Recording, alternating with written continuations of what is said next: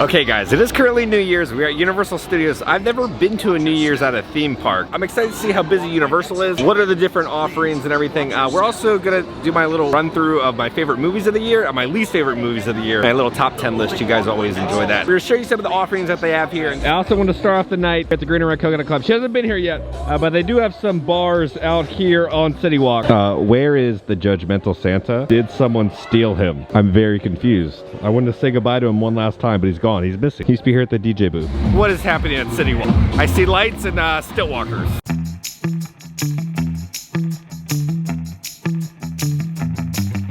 So it looks like they have a bunch of dancers out there with a DJ kind of like hyping up the crowd and everything here on CityWalk. Now one of the best bars here at CityWalk is actually inside the Universal's Great Movie Escape. So the bar is gonna be right over here. So I've almost tried all the drinks now here on the menu. This is one of my favorite places to drink at Universal Studios. The drinks are all very good. The Coconut Club, it's always a hit and a miss. This place knows how to make a drink. So I got the Grand Bank Swizzle. So it has Appleton Reserve rum, Fowler Num, coffee nut, lime juice with Agostra bitters. And it comes with like a little caramel popcorn. Ooh, yeah, it's like a tropical coffee nut. People are really gonna hate this or they're really gonna like it. Let's try the popcorn. Solid popcorn. Okay, my drink, I really enjoyed it. You're either really gonna hate it or really gonna like it. I like the popcorn that came with it. I'm gonna do like a 9 out of 10. It's like a tropical nut, but it's very nutty and there's like caramel in there with tropical flavors. The second drink that we got was the Silent Era, right? I got that like old school movies, black and white theme. So it's gonna be New Amsterdam vodka, Kahlua espresso with a pistachio syrup. Allison's drink, the little espresso martini. I'm gonna do like an 8.5. So if it's busy downstairs, the better bar is up here, and they have this really cool little booth over here if you want to sit. And now personally, I cannot wait to go back to the escape rooms here. They said they've added like a leaderboard now, so you get a score of how well you did after your escape room. So it gives you like a reason to come back and try to do better. We've made it over to Islands of Adventure first. Now Islands is gonna be closing at 10 p.m. tonight. Universal Studios closes at 1. So I think all the festivities are really happening over there, but we would come over here first, it's closing first to see what they have to offer. All right, Hagrid's is a 105-minute wait tonight. There's just so many people everywhere. Okay, now there's nothing really special happening over at Islands of Adventure for New Year's besides just being extremely crowded. We're going over to Universal Studios now to see all the special offerings that they have. This is a line to check into the Hard Rock Cafe restaurant. There's some fireworks going on for the nighttime show. They're going off. This is the grand finale for the nighttime show.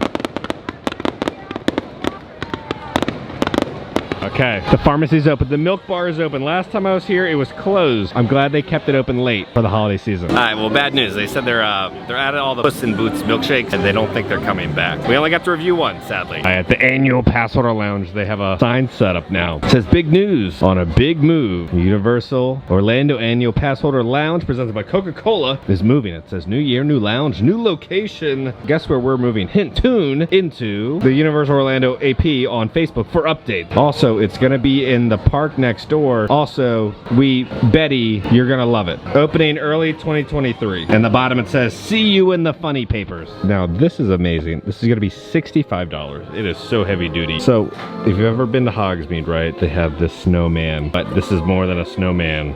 It's a snow globe, a little snowman inside of a lantern. On the bottom it says Hogsmeade. Okay, this is brand new. $35. Is this like a lunch box? It says Universal Studios with Earl. Again, not the biggest fan of this Earl, of this design. I kind of like the more rounder face Earl. It says Earl's Tree Farm on the side, backpack. So you've like plaid straps, but there's a lot of room in there. So you can hold it as if it's like a bag, or they have straps as if you want to use it as a backpack. I'm gonna miss this tribute store until next year, Earl. Until next year. Okay, now last time we were here, we talked about this. They added this, that they're moving to Hollywood, but they've added more, okay? They've added a new newspaper. Every couple days, they're just adding new stuff, which is just crazy. Gives you a reason to come in here and see what they're doing. So they put this out on December 29th. It says 1950. Fan favorite locale closing. Concerns spiral out of control as the holiday season comes to an end. Investigations begin as clues are left hinting at changes. Hollywood, located in the heart of New York, the ever popular location has been under scrutiny recently as the handful of clues have been seen littering the exit area. Keen eyes may have spotted some location information that contradicts any previous speculation, and the suspense is keeping us on the edge of our seat. With the ever-expanding library of themes and designs, this location has grown to be a staple in the day-to-day experience for locals. Figuring out what is next is always a delight, continues to be a tradition for many. We will continue to update you with any more information that is gathered as the good times keep rolling. As you know, that's a little catchphrase for Mardi Gras. I wonder if Earl will pop up in the Mardi Gras tribute store. I'm hoping he does. They have all the icicles in the trees right now. We're about an hour and a half away from the, the big grand finale of it turning into 2023. Pretty much all the main stuff happening here at Universal Studios is happening on the main stage in front of Rip Ride Rocket. There's not too much happening around the park. It's just happening on the main stage. It says they're gonna have special characters come out from 6:15 to 1 in the morning. Then there's gonna be live music throughout the night and then also a DJ. They do have a light up necklace for Happy New Year. They have the Minions float out. This is from the Macy's Day Parade. Yeah.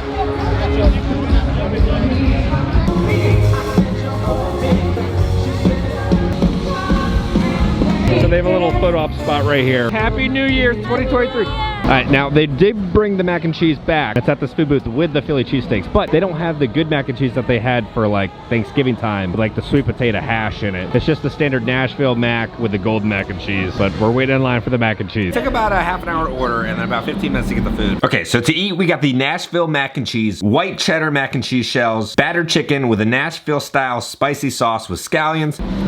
The Nashville Hot has a good heat to it.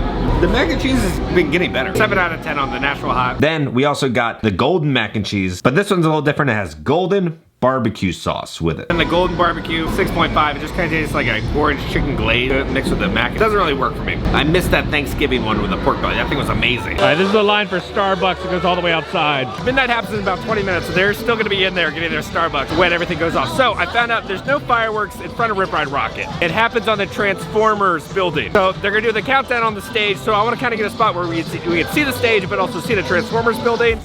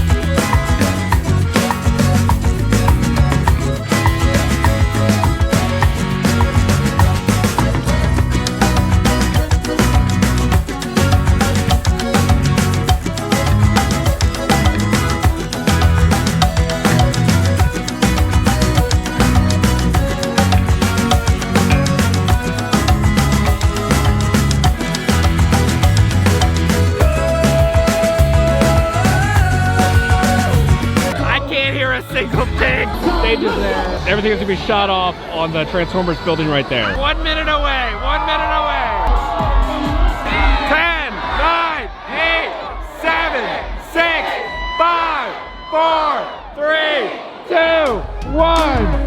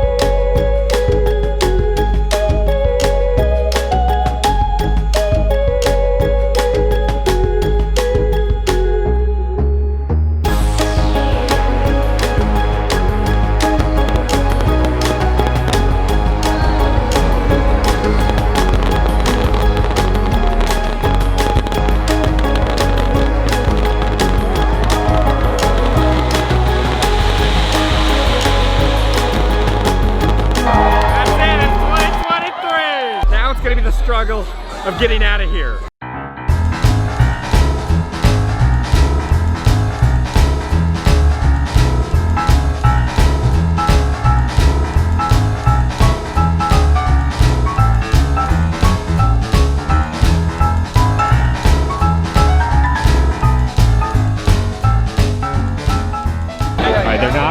To go straight, they're forcing us to go to the left. Okay, we're doing like this little side walkway path. It feels like, you know, when you're leaving Fantasmic, you kind of go backstage on like a back road. I do want to say every team member has been incredible today. There's been enough people to kind of help the madness, so it didn't become something out of hand. I think it was run very smoothly. I do think Universal has outgrown their small little area.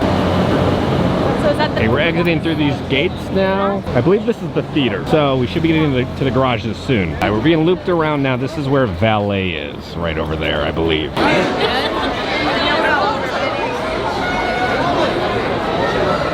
Made it into a merge point with the other line that was coming. It's like the migrations are colliding together. All right, we've made it into the security area now. Okay, so from the time that the fireworks ended to the time that we were here in the parking garage, it took 25 minutes, which is not that bad considering the crowds and everything. Normally, I would say it takes like 10 minutes to get to your car, so an extra 15 minutes. It was a pretty steady shuffle all the way back to our car. Okay guys, we are back at home. It is officially 2023. Before we do our movie rundown that you guys always love, let's talk about my first experience at New Year's at Universal Studios. It was interesting. There wasn't much like advertisement of like what was happening and when and where. I knew what I was getting myself into with all the crowds and the madness, right? That's any theme park or any bar on New Year's. So I was fully aware about the madness that I was getting myself into. My little tip for Universal for next year is kind of spread out the party atmosphere. The one thing that Disney does really good is they kind of have these DJ dance parties all throughout the park to kind of disperse the crowds. I think if they kind of had those set up around the park, it would work a little better. Maybe one kind of in Kids Zone, maybe one over by Men in Black and Fear Factor, kind of like how they had like it was like 2020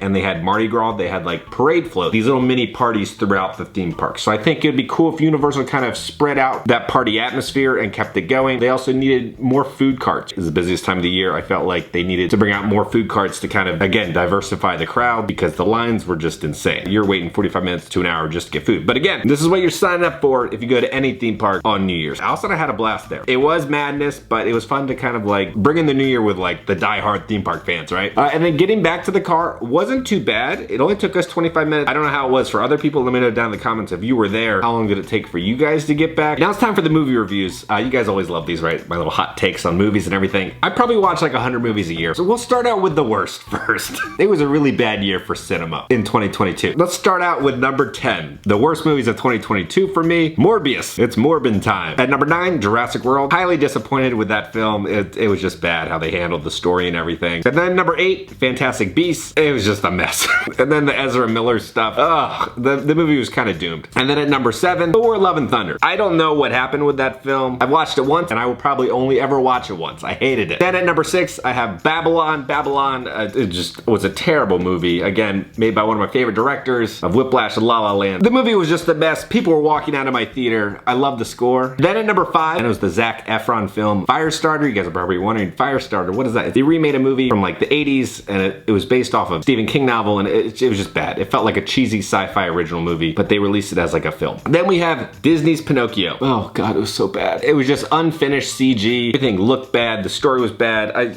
Just a torture to watch. Then at number 3, we have Halloween Ends, the final film kind of in the new trilogy of Halloween, and I don't know what they did to Michael. The man living in a sewer. I hated all the main cast. I hated where the story went. It was very pitiful with how the kind of saga ended. Then at number 2, this movie just came out. It's the new Night at the Museum cartoon movie on Disney Plus. It has no heart and soul and again, a torture to watch. Then at number 1, another Disney Plus original, Cheaper by the Dozen. I don't have anything good to say about it. It was like 2 hours of my life I will never get back. So that is my list of the worst films of 2022. Now it's time to go on to the best films, right? There's a lot of bad, but there's also a lot of good that happened this year in cinema. At number 10, Glass Onion. The movie just came out. It's Rian Johnson's sequel to Knives Out. Knives Out, I consider a masterpiece. masterpiece. It's a 10 out of 10. This is kind of like an 8.5. It's not as good as the original, but it's a lot of fun. You don't know where the story's going, and you think you know where it's going, but it's not. And I always love being outsmarted when you're watching a movie, because that's like good writing, right? And good directing. A great time. It's on Netflix right now. And then number 9, surprise hit, Prey. Kind of the prequel to Predator. The Predator films in the past really haven't been good, but this thing was amazing.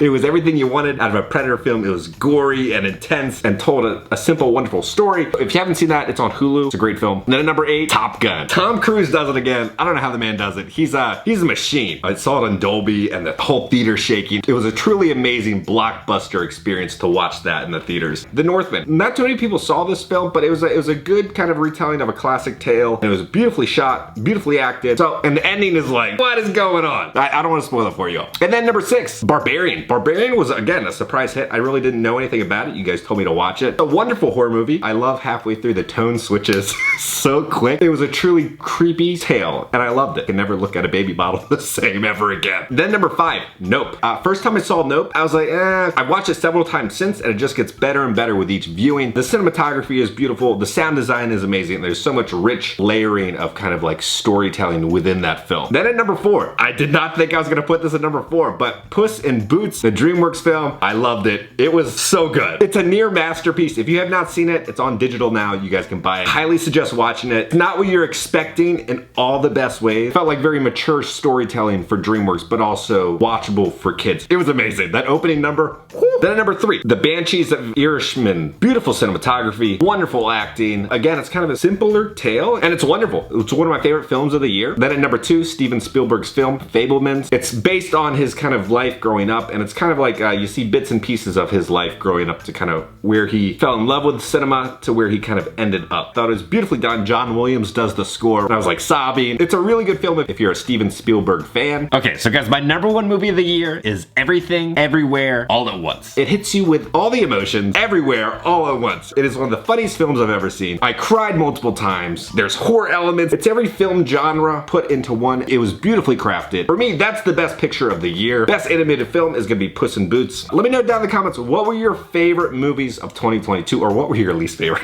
For my favorite TV shows, I'm not gonna do a top 10 list for this, but Andor, if you have not seen Andor on Disney Plus, it is a masterpiece in storytelling and writing and cinematography, and it's everything you wanted in Star Wars that we haven't had in the past like 20 years. It's perfection, and I'm so excited for season 2. It's like the equivalent of like the Breaking Bad of like Star Wars universe in terms of like quality and acting, and it's just amazing. There's multiple episodes in there where my jaw dropped and you're just clapping. It makes the Empire scary again. You feel like you're enriched in the world. If you have not watched Andor, please just watch it all the way through. I promise you, it's worth the watch. It's a slow start, but then it ramps up and it's like, yes! If you enjoyed this video, make sure to hit that like button. And if you have not already, hit the subscribe button. Join the family. I love cars! Because I'm gonna keep you up to date on all things Universal Studios and movies. Happy New Year, and I'll see y'all very soon.